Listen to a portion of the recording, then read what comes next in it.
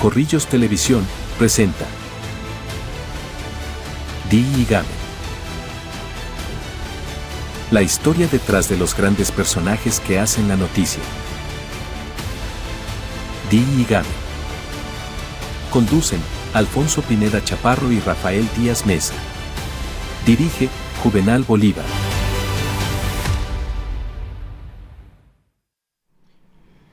Señoras y señores, ¿cómo están? Como siempre, todos los domingos a esta hora hacemos este programa Dígame, aquí por Corrillos Televisión. Y desde luego tenemos cada 8 días un invitado súper especial. Va a aparecer un libro sobre el conflicto armado en el departamento de Santander.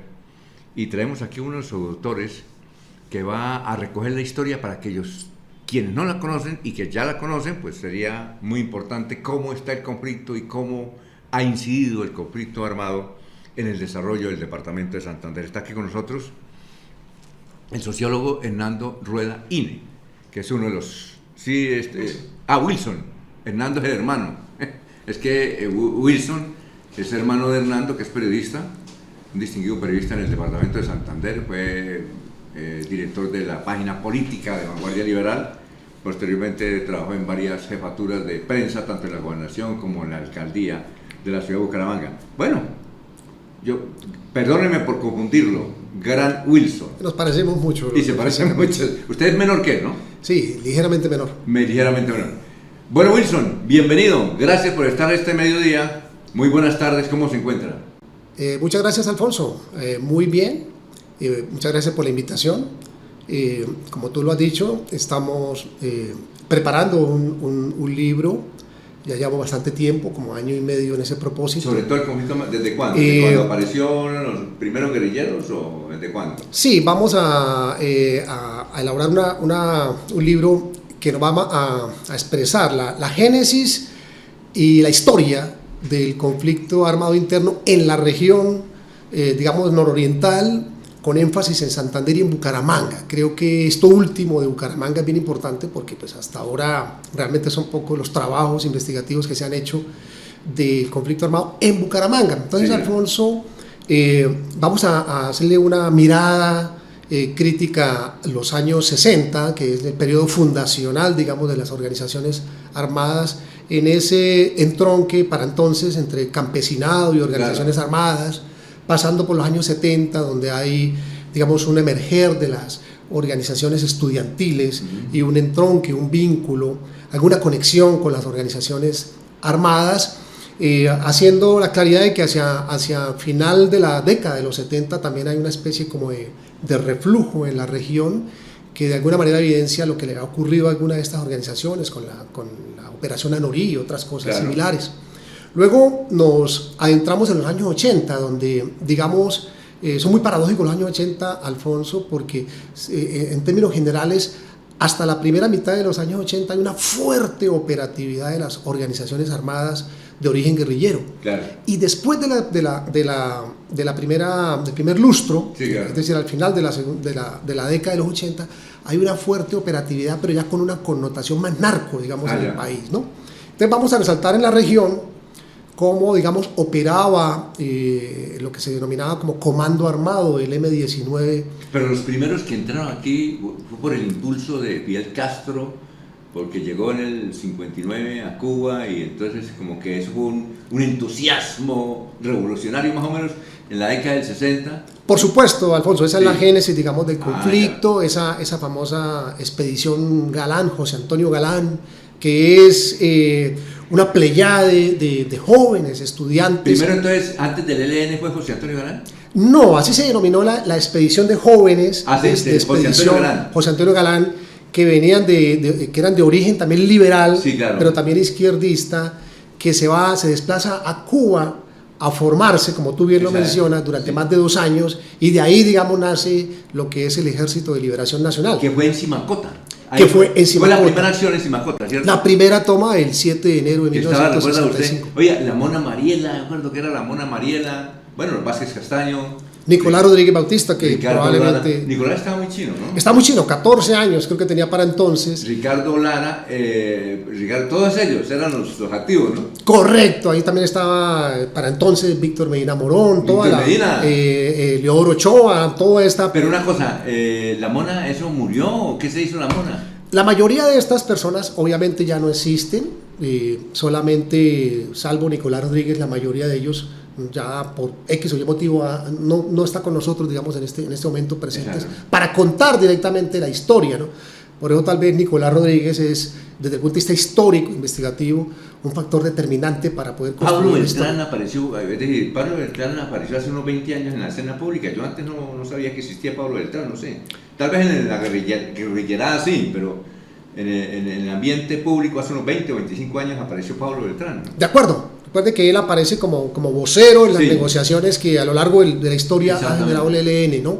Entonces, pero obviamente que su trasegar en la lucha armada proviene también de los años 70, años 73, 74, ya aparecía en los anales de la historia, digamos, de la UIS, sí, claro, ya aparecía él vigente, como el señor Chamorro, Antonio García. Eliezer Chamorro. Eliezer Chamorro. Una cosa, Hernando, siempre Hernando acá, porque es un saludo para Hernando, ¿no? Un gran amigo, periodista, trabajamos en muchas actividades los dos. Wilson, Nicolás Rodríguez, a él le decían Comején o al papá de él. Alguien le decía Comején. Realmente fue a los dos. ¿A los dos? Alfonso. Sí. Uno era el Comején grande y el otro era el Comején pequeño, ¿no? El Comején grande que tenía el papá, una extracción liberal de lucha de por San allá, Vicente. de San Vicente de Chucurí, y él heredó, digamos, ese remoquete. Bueno, entonces el ELN empieza la actividad guerrillera en Simacote y se fue extendiendo, ¿no? Todo eso lo trae el libro. Todo eso lo trae el libro, una reconstrucción, digamos, bastante amplia de ese aspecto. No obstante, pues no me quiero, digamos, abrogar créditos que no tengo, porque esta historia también ya está contada por varios otros autores, ¿no? Sí, claro. Walter Broderick, por ejemplo, la escribió por allá en los años 80. Sí, claro. Más recientemente, Carlos Velandia también es integrante del Comando Central, también el profesor del Colegio Santander. ¿De acuerdo? Felipe Torres. Felipe Torres, estudiante de medicina. Tuve la oportunidad de entrevistarlo. ¿Qué hay del profesor Velandia? ¿Está en Bogotá? Él es consejero de paz de la administración Petro, está como un vocero de paz. Yo le entrevisté hace como unos 5 años acá y no tenía escoltas. Me preocupé yo más que él. Usted no tiene escoltas. No, es una persona, digamos, que está como ajena ya. Me preocupé con... Oiga, ¿y qué más? Así... Bueno, de todo este periodo, pues, digamos, Juan Fernando Porras Martínez, estamos hablando de los años 70, los años 80. Juan Fernando es una persona que cumple, digamos, una función muy importante hacia finales de la década de los 70. Luego de Anorí, digamos que ese periodo, finalizando los 70, es como un eje articulador de lo que queda del ELN en la región. A él se le deben, digamos, la fundación de varios frentes en ese periodo, finalizando los años 70, inicio de los años 80. Tengo una persona determinante también en la historia del Ejército de Liberación Nacional. Yo creo que usted le va a dedicar un capítulo a los sacerdotes. Claro que sí, por supuesto que la historia del ELN en particular, también de otras agrupaciones guerrilleras. En las FARC también hubo varios sacerdotes. Recuerdo, Alfonso, al padre Bernardo, ¿no? Al padre Bernardo, que operaba por acá en la zona de la Sufrada, ¿no? Y era comandante de uno de los frentes de esta agrupación. Claro que sí, hay un capítulo especial para los sacerdotes que han cumplido un papel determinante. Manuel Pérez, sí. Laín. Sí, Laín, muy bien. Camilo Torres. Son bastantes, ¿no? Le puedo hablar, por ejemplo, de un sacerdote bumangués que era el sacerdote Zavala. Zavala, de Florida Blanca, ¿no? Sí, claro. Que es sobreviviente de la operación Anorí también, que después de la operación reculó en Venezuela y gracias a ello pudo conservar su vida. En los últimos años le he perdido un poco la pista de esto. Pero vive, yo creo. Debe estar todavía fallecido. De toda una familia de origen muy popular, la familia Zavala, digamos, de Florida Blanca, ¿no? Muy bien, y el padre Camilo Torres, ¿no? El padre Camilo Torres, correcto. Sí, el padre Camilo Torres, Laín, Manuel Pérez, que murió. Manuel Pérez, que murió. A él no lo mataron, él murió de una enfermedad. Él murió de la famosa diabetes mellitus 2, ¿no? Murió por allá en el año 98, aproximadamente, Alfonso. Y obviamente que toda, aparte ya de los sacerdotes, pues todo el origen, digamos, del Ejército de Liberación Nacional y la historia y la operatividad. Hace como unos 5 años, para el programa de Buena Fuente del Canal 3, entrevistamos a una monja que estuvo, es que no recuerdo el nombre, que estuvo en la guerrilla. Sí, claro, por supuesto, no me sorprendería, Alfonso, también. Sí, claro, vamos a seguir la pista y la vamos a... Una monja, es que no recuerdo, si acuerda el nombre, le doy el nombre, está en el Canal 3 la entrevista que le hicimos, que nos contó, creo que ella vivió en Francia en esa época, y nos contó la vida del Ejército de Liberación Nacional, que estuvo ahí junto a los hermanos Castaño, por ejemplo. Muchos profesores también, ¿no, Alfonso? Sí, es que muchísimo. ya algunos no están presentes. Te cuento que es la génesis es de diversa, ¿no? Pero parece que la UIS fue donde nació, emergió la revolución en Colombia por parte de la guerrilla, me parece. Yo sí me atrevería a afirmar eso. Probablemente, al menos en lo que tiene que ver con la génesis del Ejército de Liberación Nacional, pues obviamente lo cuentan en varios libros. La UIS fue determinante en cuanto a un potencial de militantes, de visionarios, de combatientes, hay que decirlo, sí, que fueron nutriendo década tras década, incluso me atrevería a decir hasta la actualidad, sí, de integrantes que le han dado, digamos, vida a esa organización armada. Alfonso. El libro que creo que ya le tiene nombre, ¿cuál es? Memorias del Olvido. Memorias del Olvido, que es cómo se ha comportado el conflicto armado y dónde va, y las perspectivas, y hacia dónde va, ¿no es cierto? ¿Y hacia dónde va? En Santander, ¿no? En Santander, digamos sin ningún ánimo sensacionalista. También vamos a hablar de la génesis del M-19, digamos, también en la región, claro, de la participación, digamos, de Gustavo Petro cuando fue, digamos, guerrillero del M-19, de esa gran agrupación que también fue el M-19, digamos, en la región. Vamos a hacer un recuento detallado en el que se da cuenta también de las contradicciones, ¿no?, que para entonces ya existían entre algunas personas que hacían parte de estas organizaciones y que hoy son dirigentes, digamos, nacionales. Bueno, y usted también va a recurrir a los oficiales retirados de la Quinta Brigada que tuvieron que combatir, va a recurrir a ellos porque ellos también tienen daticos, ¿no? Muchísimos datos, Alfonso. Sí. Por supuesto que no haríamos una reconstrucción completa, sí, si no recurrimos, digamos, a esa otra faceta, a esa otra parte, digamos, del conflicto. Para nadie es un misterio y un secreto o es desconocido que, digamos, las fuerzas militares, claro, sobre todo, digamos, aparatos como el B2, para mencionar algo. ¿Eso se acabó o todavía existe? Todavía existe. Sí. El GOES, lo que fue el DAS, etcétera, sí, cumplieron un papel fundamental en todo este proceso y sirvieron de alguna manera de instrumento también de aniquilación de las organizaciones armadas. Ahí tenemos testimonios, ¿no?, de algunas personas que nos referencian exactamente qué papel cumplían estos organismos del Estado en una política de guerra sucia, de limpieza, digamos, de estas organizaciones armadas y en la región. Bueno, usted ya había nacido en el gobierno de Turbay, ¿ya lo conocía? ¿Turbay ya o no? Sí, por supuesto que ya había el estado de sitio. Les dio duro a los guerrilleros.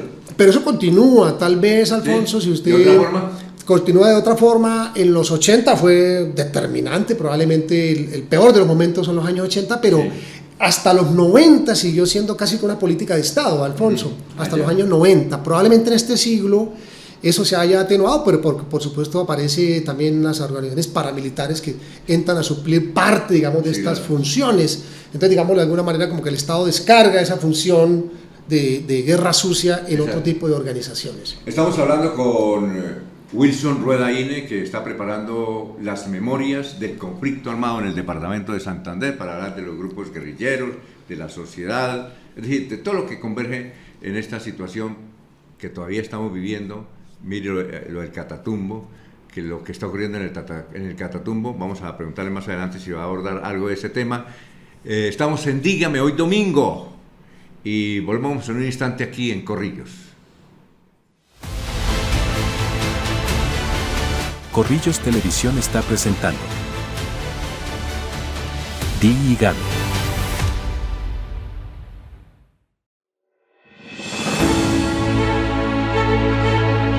En un mundo donde la determinación y la pasión pueden cambiar todo, existen mujeres que se destacan por su liderazgo, innovación y compromiso con la sociedad. Es por eso que lanzamos las Superpoderosas 2025, un concurso que busca reconocer y celebrar los logros de mujeres exitosas de Santander y el Magdalena Medio. Si eres una mujer que ha hecho la diferencia en tu comunidad, o si conoces a alguien que lo haya hecho, esta es tu oportunidad. Las postulaciones estarán abiertas hasta el 22 de febrero. Un jurado experto evaluará las postulaciones y seleccionará a las finalistas. Las evaluaciones se llevarán a cabo del 23 de febrero al 15 de marzo. Y finalmente, el 27 de marzo, se llevará a cabo la gala de premiación en el auditorio del Centro Comercial San Silvestre, de Barranca Bermeja. No te pierdas la oportunidad de ser parte de este evento emocionante. Postula, comparte con tus amigas y únete a nosotros para celebrar la excelencia femenina. Las Superpoderosas 2025, un evento de Corrillos, Río Grande, Fundación FOEP, Excelentia Focus Group y Valdivisión.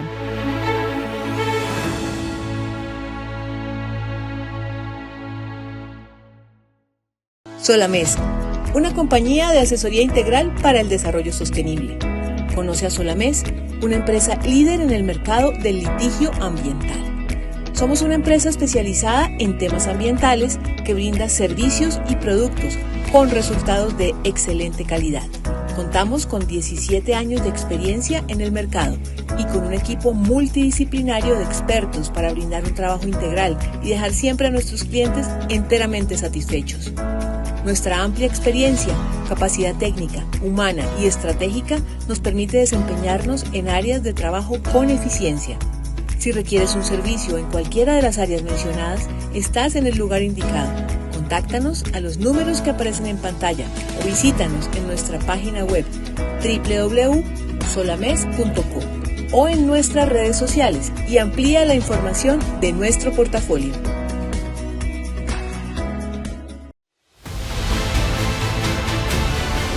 Corrillos Televisión está presentando Di y Gaby.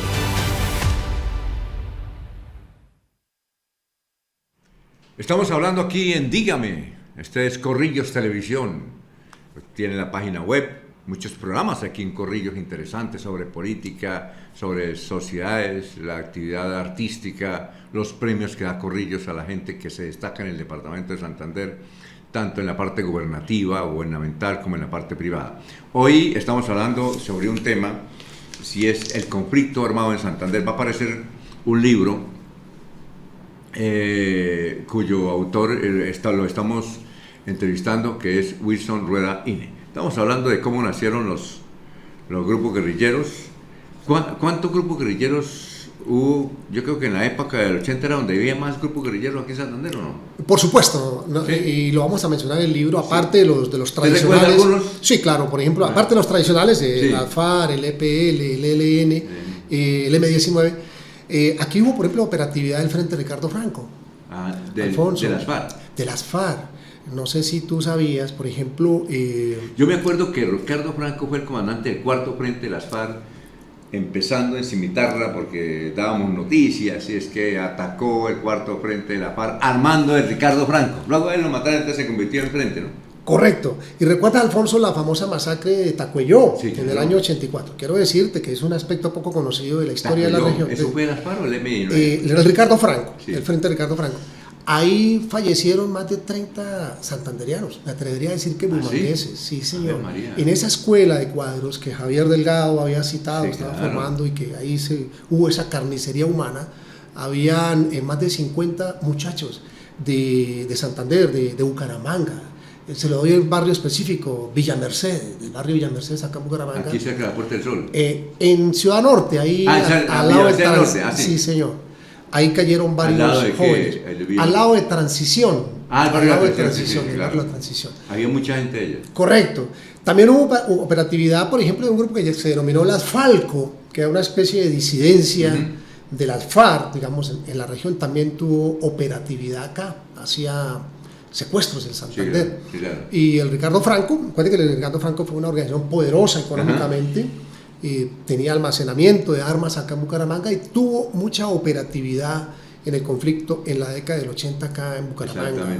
Lo vamos a mencionar en el libro. Y en el libro también, el M19, ¿usted alcanzó a conocer cerca del Bolívar Santander, por allá en esos altos, el palo, yo no sé qué? ¿Acaso conocer esos sitios? Claro que sí. Ese sitio que tú mencionas, junto a otro sí, que estaba cerca de la Floresta, abajo, en Pailitas, entre Pailitas, el Burro por ahí, era donde permanecían las dos columnas armadas que tenía el M19 para la época, ¿no? Columnas verdaderas, como claro, eran las de las FARC, con 200, 300 combatientes enfusilados. Sí, claro. Ese era uno, y el otro foco era el foco del Cesar. De resto, el M19 de la región era más operatividad, digamos, urbana. Del sur del Cesar Aguachica, el médico Aguat, ¿te acuerdas? Alonso Aguat. Alonso Aguat, sí. Correcto, sí. correcto. Más Sí, claro, con otra ascendencia ideológica. Claro. Y yo recuerdo que una reunión cerca a San Pablo, a Bolívar, sur de Santander, por ahí al lado de Vélez, donde estaba Pizarro, y allá conocí a Carlos Ramón González, que él era del frente ese, del M19 allá. Correcto. Y a la esposa. A América Millares. Sí, claro, yo los conocí allá. ¿Recuerdas que Carlos se hacía llamar Mario Santander? Sí, ¿no? Mario Santander, sí, claro. Él había sido, Alfonso, sargento del batallón América, ¿no? Carlos Ramón. Sí, y era muy cercano a Carlos Pizarro, del batallón América, sí, que venía de librar todas esas gestas en las cordilleras del Valle del Cauca. Sí. Como un premio, digamos, de Pizarro hacia Carlos Ramón, lo cooptó y lo mandó a Santander para comandar precisamente el M19 en Santander, lo cual para la época, no creas, no fue bien visto por los que claro, ejercían un liderazgo, digamos, en la región para entonces, entre otros el hoy presidente de la República, que ya exacto, estaba, digamos, instalado aquí en la región. De ahí vienen tal vez esas contradicciones que posteriormente sí, la política se encarga de ir, digamos, ventilando. Mario Santander, sí, pero yo no sé si será cierto, porque es que cuando estaba en la reunión Carlos Pizarro, estaba Mario Santander, o sea, Carlos Ramón González, Carlos Pizarro dio a entender que Carlos Ramón González estuvo en Uruguay con los montoneros, ¿eran? ¿O cómo era? Era un grupo guerrillero en Uruguay, y el instructor era Pepe Mujica. Los Tupamaros. Los Tupamaros. Y que Pepe Mujica era instructor de eso. ¿Eso fue cierto o fue que una alusión por ahí para tomar el pelo de parte de Carlos Pizarro? No era ninguna alusión equivocada, fue verídico, ¿Sí? de verdad, y muchas personas de esa época, sí, Alfonso, claro, fueron preparadas, santanderianos, bumangueses, en Vietnam, en Checoslovaquia, en otros países, claro, y obviamente que si hacemos la retrospectiva, sí. los Tupamaros, los montoneros, sí, y otras guerrillas más de tipo urbano, digamos, en claro, Chile, el Frente Patriótico Manuel Rodríguez, tenían mucha experiencia en el trabajo operativo urbano. Y a eso básicamente era que iba la dirigencia de entonces, a prepararse en técnicas de combate urbano. Digamos, eso le aportaron al conflicto armado, tanto en la región como en el país. Porque hasta Luis Alberto Gil estuvo por allá, ¿dónde fue? En un país...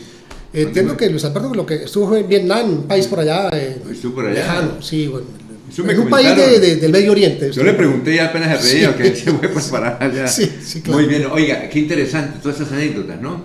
Y tiene mucho, porque Gustavo Petro, en el libro que escribió él, menciona mucho al departamento de Santander y a unos estudiantes universitarios. Yo la verdad creo, Alfonso, que ese periodo del año 87, 88, se lo digo de alguna manera, sí, el hoy presidente no hubiera podido llegar a la presidencia si no hubiese encontrado ese cobijo, esa hospitalidad, ese apoyo, tanto logístico, moral, económico, de los santandereanos y de los bumangueses. Exacto. En ese periodo. Recuerda que él llega hacia marzo, abril del 87 y es acogido por un grupo de estudiantes de la UIS, sí, que para entonces tendríamos 20, 21 y me cuento, digamos, dentro de ellos. Lo acogemos en Copetrán, donde venía en bus y sin un centavo. Es la verdad, él lo sabe, hemos conversado a lo largo de la historia con... ¿Usted tiene fotos de esa todavía? Es muy difícil, Alfonso, ¿Sí? Tal vez si hago un esfuerzo riguroso podamos conseguirlas, pero sí, es bastante para tenerlas difícil. En el libro, para meterlas en el libro. Entonces, ¿llegaron al Parque Centenario? Al Parque Centenario, sí. No, ya estaba Copetrán de la Rosita, de la calle 55. De la calle 55. Estaba recién pasado allá. Claro, digamos que por ahí era... Ahí llegaron ustedes. Ahí lo recogimos. Ahí recogieron a Petro. Él, como lo menciona en su libro y Sí, lo claro. menciona otras personas, vivía en el barrio El Poblado, Sí, claro. en una casa de una profesora que aún creo que está viva, de nombre María Elena. Sí, claro. Y obviamente no vamos a dar Sí, claro. nombres, pero recibía apoyo, digamos, de no solamente de nosotros, sino que recibía apoyo de algunos otros dirigentes políticos Claro. que veían en él, para entonces, una persona humanitaria con Yo una recuerdo proyección. que decían que en esa época decían que era que la Quinta Brigada y la policía lo querían matar y entonces un grupo de la población lo protegía de alguna manera a él para que no hiciera eso, que no lo matara. De acuerdo, porque digamos él venía muy macartizado, como, Sí, como claro. se decía en la jerga de izquierda, muy quemado, de Zipaquirá y Bogotá, había estado preso, digamos, en la cárcel de Zipaquirá, y llegó acá, digamos, en unas condiciones bastante deplorables, como llega una persona que sale, digamos, de una cárcel.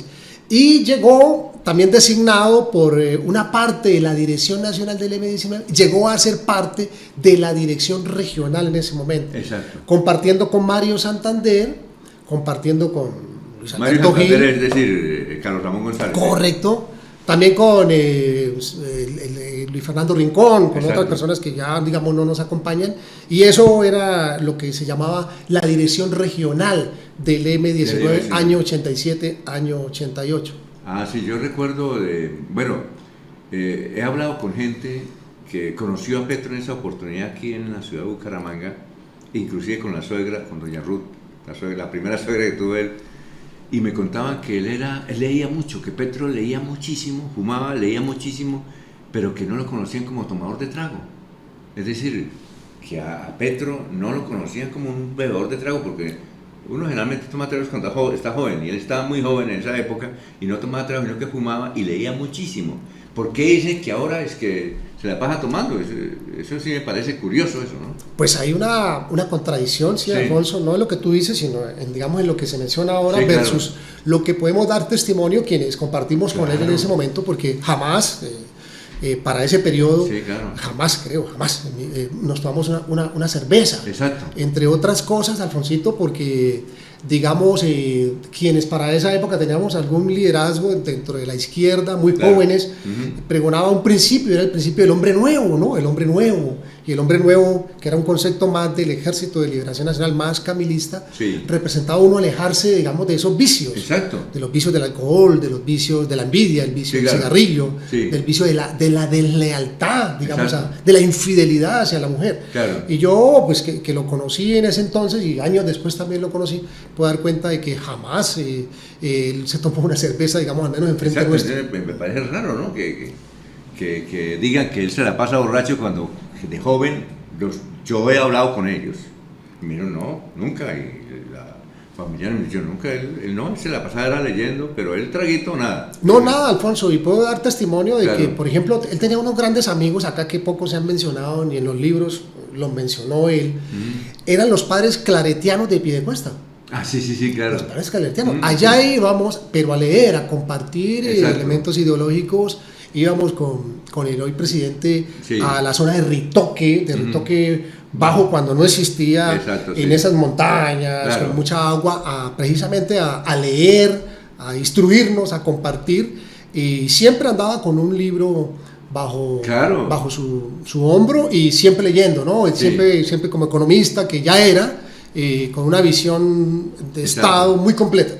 Y obviamente con un ímpetu de transformación y de cambio que pues, no le sorprende a uno que finalmente haya llegado a la presidencia de la República. Muy bien, estamos hablando con Wilson Rueda Ine, que está preparando un libro, pronto lo traerá por ahí, quizás en una semana, ¿no? Lo va a publicar. ¿Ya tiene número de página o todavía no? Vamos como en la página 180, Alfonso. Estamos 180, digamos, rematando todo eso, pero nos falta algún material, digamos, sobre todo testimonial, para que sea mucho más rico. ¿Me repite el nombre para colocarlo? Memorias del Olvido. Memorias del Olvido, que pronto saldrá al mercado. Vamos a una pausa, estamos en Dígame, aquí en Corrillos. Volvemos en un instante. Corrillos Televisión está presentando Dígame. Alpingo SAS. Somos una empresa colombiana con 15 años de experiencia prestando servicios jurídicos y ambientales para todo el país y el exterior. Contamos con un equipo de trabajo integrado por profesionales del derecho y de múltiples disciplinas que se requieren para el abordaje de los temas ambientales, con los más altos estándares de profesionalismo y calidad humana, siempre comprometidos y prestos a brindar un apoyo real y efectivo, acorde con las necesidades de nuestros clientes. Asesoramos a empresas públicas y privadas de todos los órdenes, en sectores como el minero energético, urbanismo, movilidad y obras públicas. Atendemos toda clase de situaciones con miras a asesorar y representarlos en actuaciones administrativas y judiciales como acciones de cumplimiento, nulidades, licencias ambientales, procesos sancionatorios, investigaciones penales, peritajes ambientales, entre otros. Contáctenos al 313-810-3994 para conocer más de nuestros servicios. En Autoservicio Díaz atendemos todas las marcas, diésel y gasolina, servicios de mecánica general, sincronización, frenos, suspensión, cambio de aceite, desvare a domicilio, electricidad automotriz, plantas, arranques, instalaciones. Contáctenos, WhatsApp 311-482-3287, calle 21, número 14 a 10, Barrio Girardot, Bucaramanga.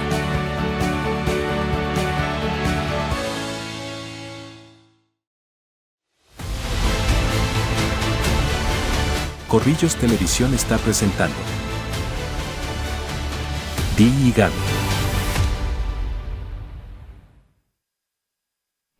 Seguimos aquí en Dígame. Estamos hablando con Wilson Rueda Ine, que es investigador social, que está preparando un libro sobre el conflicto armado en el departamento de Santander y hacia dónde va esto del conflicto armado.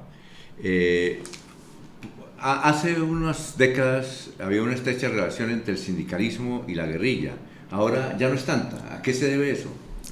Yo creo que se debe a varias cosas, Alfonsito. Sí. Lo primero, hay un punto de inflexión, digamos, en la historia, y marca en la región también. Claro. 1989, recuerde usted, la revista Semana hace una publicación donde Jacobo Arenas decía el gramaje, era el titular. Creo que eso marca un punto de inflexión porque es el reconocimiento. Hay que indicar que Jacobo Arenas es de Piedecuesta, ¿no? Otro santanderiano. Otro santanderiano de Piedecuesta, que creo que lo que decoró, si mal no estoy, el Consejo de Bucaramanga. Jacobo Arenas de Piedecuesta. En los años 70. Que era muy amigo de Tiro Fijo. De acuerdo. Sí, claro. Era el ideólogo en sí, digamos, Exacto. de la FARC.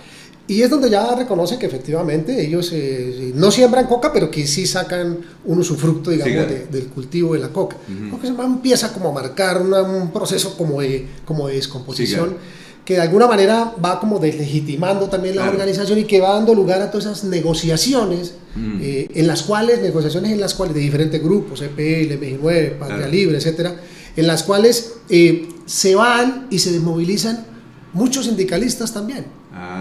Sí, claro. Para la muestra, digamos, Luis Alberto Gil, para mencionar algo, ¿cierto? Y muchos otros que se van desmovilizando. Digamos que a partir de ese momento se pierde mucho influjo, mucha influencia del sindicalismo, digamos, en las organizaciones armadas, y que luego, pues por supuesto, va teniendo como otra forma de nutrirse, digamos, las organizaciones armadas, y es más los sectores populares, digamos, de los barrios marginados, de las grandes capitales, ya por otro fenómeno, es el tema del desempleo, ya por no tanto un tema ideológico, sino un tema más de desempleo, más de oportunidades, y con el capital que empieza a ingresar, las grandes sumas de capital, producto de ese gramaje, pues obviamente ya cambia, digamos, la connotación ideológica de las organizaciones armadas, hasta el punto que lo que tenemos hoy, donde uno ve, por ejemplo, una organización como ASINOR, que es la Asociación de Educadores del Norte de Santander, que otrora, tiempos pretéritos, siempre fue una organización muy de izquierda, muy cercana a las organizaciones armadas. ASINOR es como el CES de acá. El CES de acá. Allá, pero allá con otra exactamente, que en un departamento en el cual nunca, digamos, ha terminado el conflicto armado. Es que aquí hemos tenido un paréntesis casi de 10, 15, allá nunca ha terminado por todo allá este por el Catatumbo. Por el Catatumbo. Pero hoy usted lo ve en tema del Catatumbo sentando unas posiciones muy distantes de lo que es las organizaciones armadas. Entonces eso explica, digamos, por qué cada día hay como menos presencia del sindicalismo, ¿no? Y también porque la opción de Gustavo Petro, fíjese usted, la opción no armada de Gustavo Petro, el estallido social, el pacto histórico también, pues recoge, digamos, ese ideario, recoge ese pensar, esas conquistas que obviamente el sindicalismo se planteó a lo largo de la historia.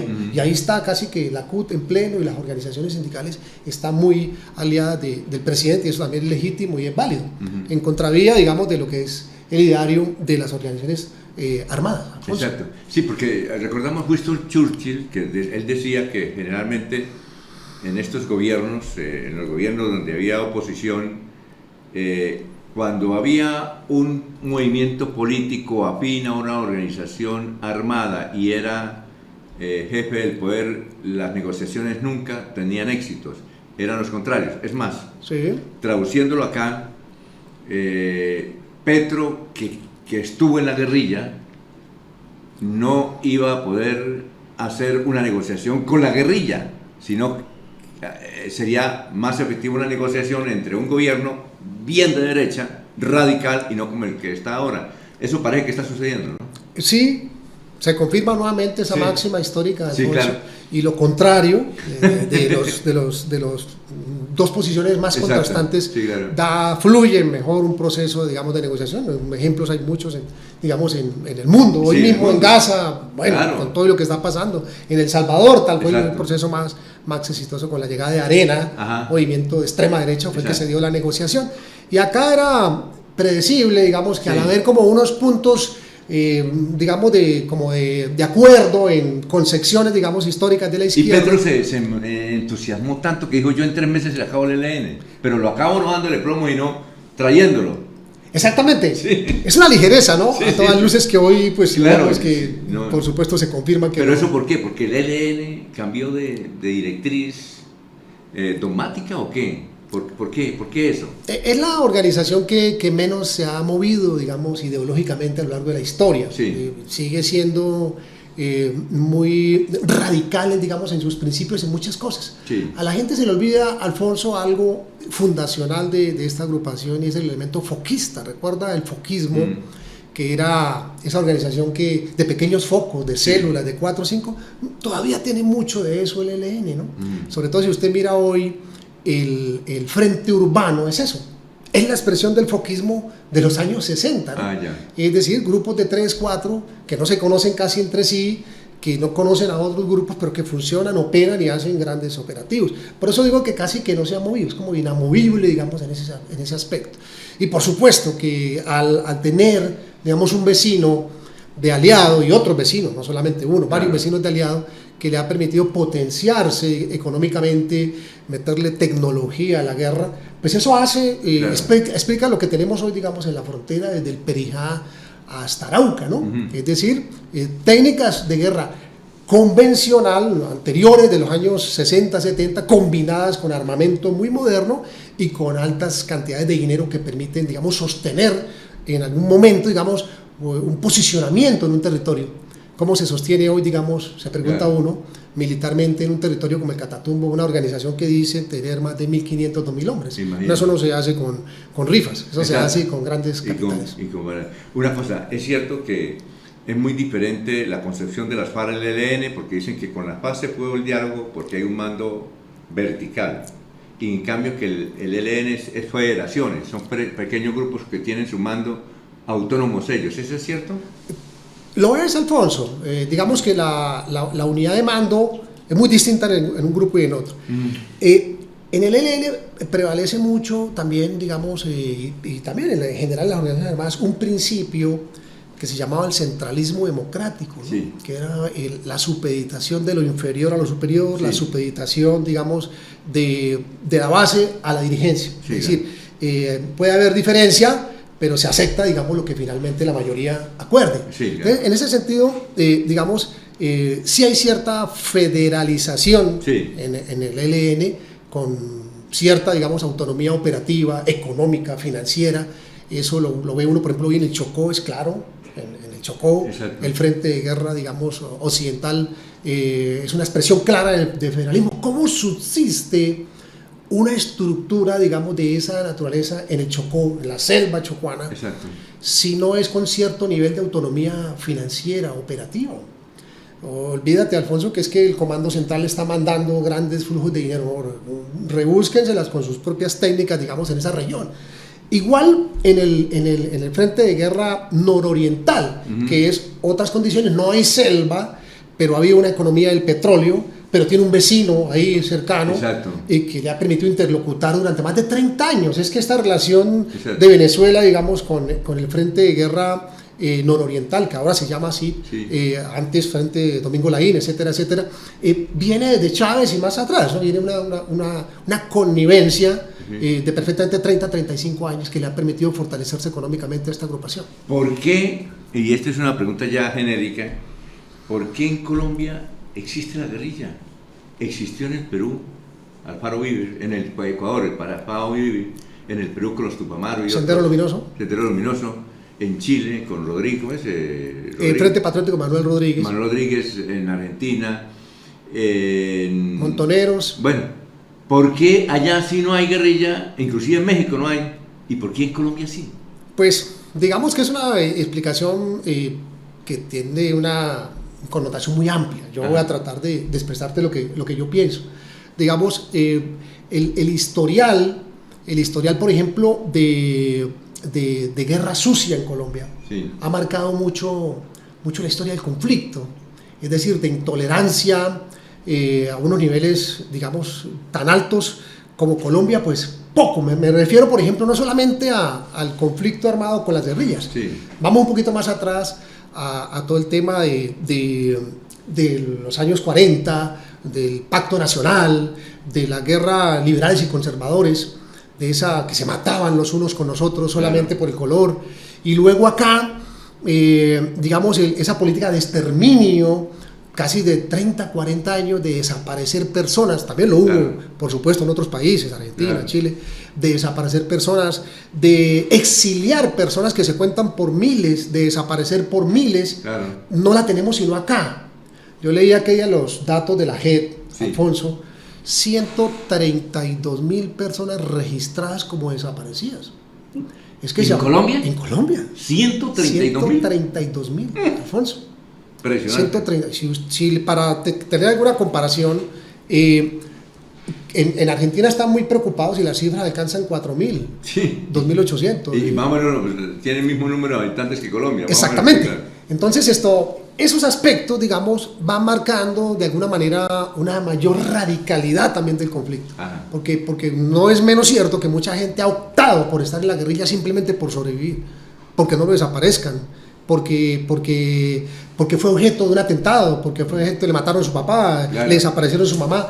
Ese es un factor determinante que no es el único, digamos, que explica por qué tenemos guerrilla acá y no, en otros países no. Pero de igual forma, el influjo del narcotráfico ha sido muy particular, digamos, en Colombia. Si tú lo comparas, el movimiento guerrillero en Argentina, o uruguayo, o chileno, no tuvieron, digamos, esa incidencia.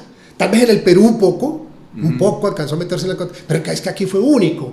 Digamos, fue como un veneno que a partir de los años 80, finales de los años 80, y hasta hoy, empezó a alimentar como un combustible de nafta, de altísima calidad, todo el conflicto. Entonces acá al final, para resumir, pues terminamos teniendo ya un conflicto que tiene, porque no sería lo correcto negarlo, algunas razones ideológicas, sociales y económicas, pero tiene unas razones ya más también, digamos, en el negocio ilícito, que es lo que impulsa también a muchas organizaciones, por ejemplo, como las disidencias hoy, a permanecer. Simplemente la posibilidad de contar con un buen salario y sus líderes con la posibilidad de usufructuar, digamos, del gramaje o de la producción directa de una actividad económica, ¿cierto? Y frente a eso, pues no hay ninguna necesidad casi que de desmovilizarse, ¿cierto? De negociar ¿para qué?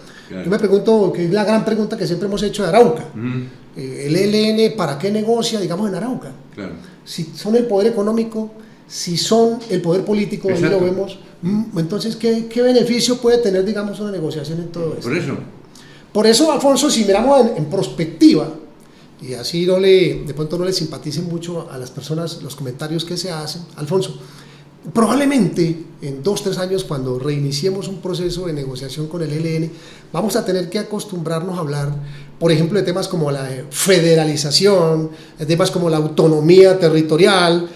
Yo le aseguro que el próximo sablazo que va a meter en una mesa de negociación el ELN es autonomía en los territorios que hoy dominan. A ver, y bueno, otra cosa es que el Estado se lo conceda, ¿no? Sí. Pero ese va a ser el principio, por ahí va la cosa. Bueno, muchas gracias. Dice Pachito, nuestro productor, Pacho, que tenemos que irnos. Gracias, Wilson, por habernos dado esta primicia.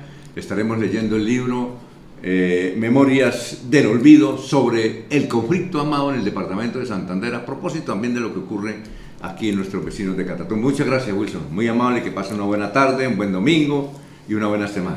Muy amable, Alfonso. Muchas gracias por la invitación y nos veremos en una próxima oportunidad. A ustedes sigan la programación de Corrillos Televisión.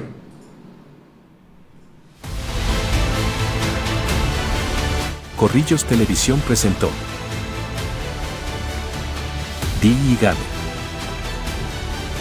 La historia detrás de los grandes personajes que hacen la noticia. Di y Gabe. Conducen Alfonso Pineda Chaparro y Rafael Díaz Mesa. Dirige Juvenal Bolívar.